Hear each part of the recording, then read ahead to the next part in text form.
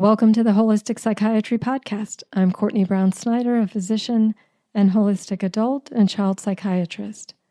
In this episode, I'll be discussing the pineal gland, which has also been referred to as the seat of the soul.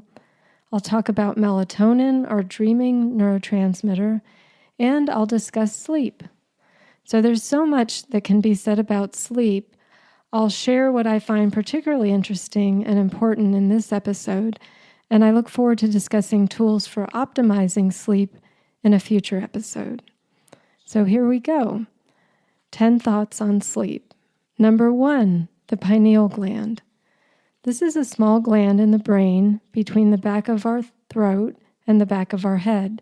It regulates our sleep-wake cycle, also known as our internal clock or circadian rhythm. It also makes melatonin from serotonin, and some serotonin is also made in the pineal gland. Light and dark in our environment trigger signals from the retina of our eyes to travel along the neuronal pathway to the pineal gland, letting it know how much melatonin it needs to make. Less is made when light hits the retina, which makes us feel awake.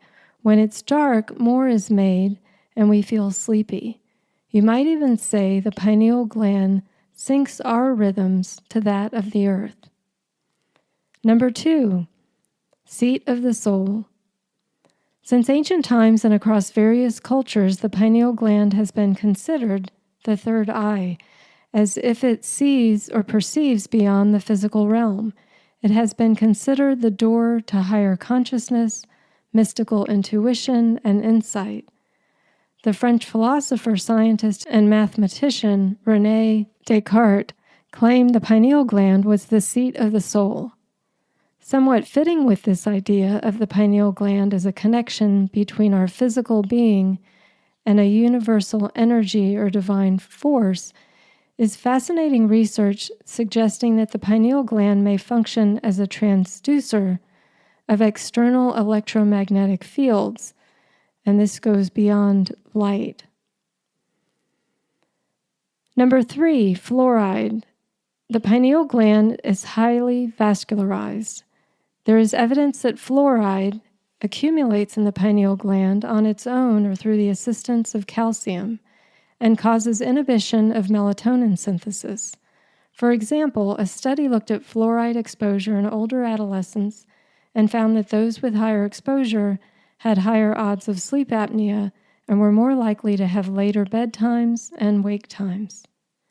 A more recent study in May 2024 found a relationship between prenatal fluoride exposure and an increased risk of neurobehavioral problems among children living in an optimally fluorinated area in the U.S. Because of the research, and there's more than I'm citing here, a federal judge ruled, and this was a couple months ago, that the current level of fluoride in water considered optimal by the EPA is too high and that it poses an unreasonable risk of reduced IQ in children. On a personal note, aside from following the concerns about fluoride over the years, our family dentist, Dr. John Call, happened to be the chairman of the board of the directors of the International Academy of Oral Medicine and Toxicology. This is a group of professionals providing mercury and fluoride-free biological dentistry and scientific resources for safety and health care. So my daughter grew up in a house with fluoride-free toothpaste. We even filtered fluoride from the drinking water. Now, as an adult, she's still not had a cavity. However, she also didn't eat a lot of sugar. Number 4, melatonin, also considered our dream neurotransmitter, is pretty amazing. Aside from putting us to sleep and increasing our REM sleep, which I'll talk about, it also stops the excessive secretion of cortisol when we are stressed. It improves our carbohydrate metabolism. It improves our immune response. It has antioxidant effects. It promotes DNA repair, lowers triglycerides, inhibits the hardening of arteries, and decreases the progression of certain tumors. Number 5, creating melatonin. This involves 4 steps. L-tryptophan turns into 5-hydroxytryptophan, which turns into serotonin, which turns into N-acetylserotonin, which turns into melatonin. Each step requires an enzyme coded by a gene. To give you a sense of some of the factors impacting these genes and enzymes, one of the genes requires methylation. How optimally we methylate could impact this process. One of the enzymes needs B6 as a cofactor. If B6 is depleted, as we see in pyrrole disorder, melatonin production can be impaired. Many with pyrrole disorder are what we would consider night owls. They don't necessarily have problems falling asleep, they just don't have a desire to go to sleep until it's later into the night. Also, many have little or no dream recall, again likely because of a decrease in melatonin. Fortunately, however, we know how to optimize B6. Number 6, cortisol. There is an inverse relationship between melatonin and cortisol. When stressed, cortisol levels go up and melatonin levels go down to prepare our body to fight or flee. You could see how adaptable this is. We don't want to feel sleepy when our life depends on it, but often our life doesn't depend on it and we can have problems sleeping when we're under stress. But again, we have a lot of ways to lower stress and lower cortisol so that we can increase melatonin and get restorative sleep. Number 7, brain waves. Brain waves are a measure of how active our brain is. The quality of these waves change during our waking and sleeping states. If we pay attention, we can notice when our brain is in most of these states. The first is beta waves. These are short or low amplitude, fast waves, about 15 to 40 cycles per second. When our mind is highly engaged, such as thinking and mental or intellectual activities or concentration, these waves will be present. Not as common, but I'll mention here are gamma waves, which are 35 to 100 cycles per second, so much faster.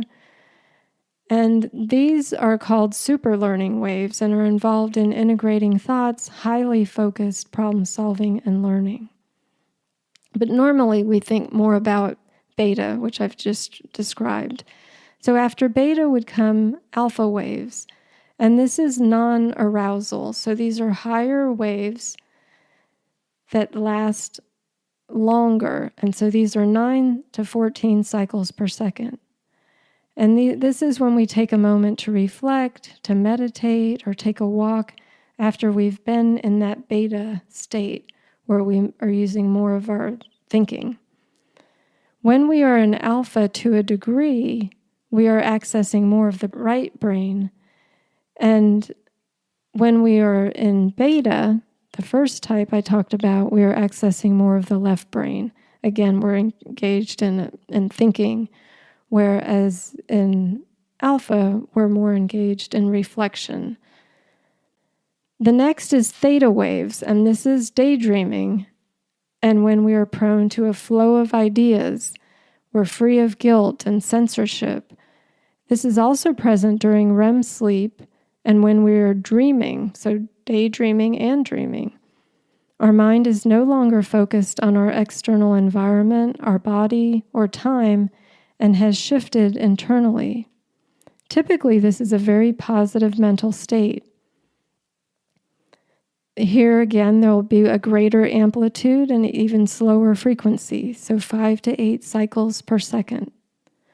When we take time off from a task and begin to daydream, our brain is in this theta wave state. This could be, for example, while driving on a freeway and we're unable to recall the last 5 miles even, or if we're in a shower while doing automatic tasks and mentally disengaged. And this can be those times where ideas and solutions to problems just show up. It could be running or doing some type of aerobic and repetitive activity. One example might be Gandhi. I would suspect he would go into beta while spinning thread on a spinning wheel. That was something he would do in an almost meditative state. Next are delta waves. These are the highest amplitude and the slowest frequency, so 1.5 to 4 cycles per second. And if we got any slower, if we got down to 0 cycles per second, that would be considered brain dead. So in this delta, this is when we are in this deep, dreamless state, again, with the lowest frequency of delta being 2 to 3 cycles per second. Number 8, falling asleep and waking up. Falling asleep might look like reading for a few minutes in low beta, and then turning off the lights and closing our eyes, then moving from beta into alpha, then entering a daydream-like state, which would be theta, and then falling asleep into delta. So you could see why doing a highly intense mental activity right before bed could make it harder to get into those slower waves.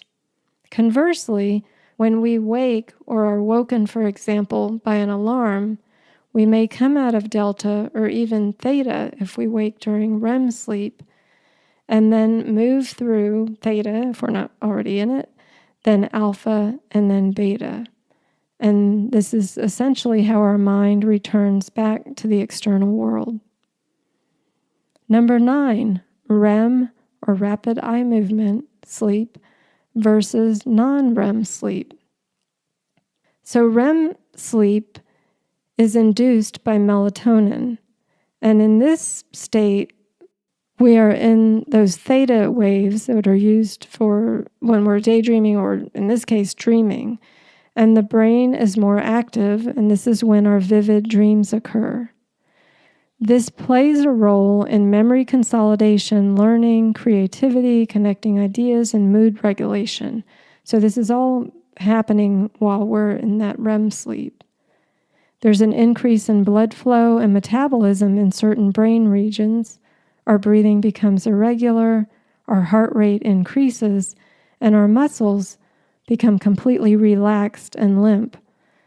To give an example of sleep paralysis, when I was in medical school, I lived in an old apartment with a poorly sealed window that was over my bed, and I would have to clean off that mold off that window regularly.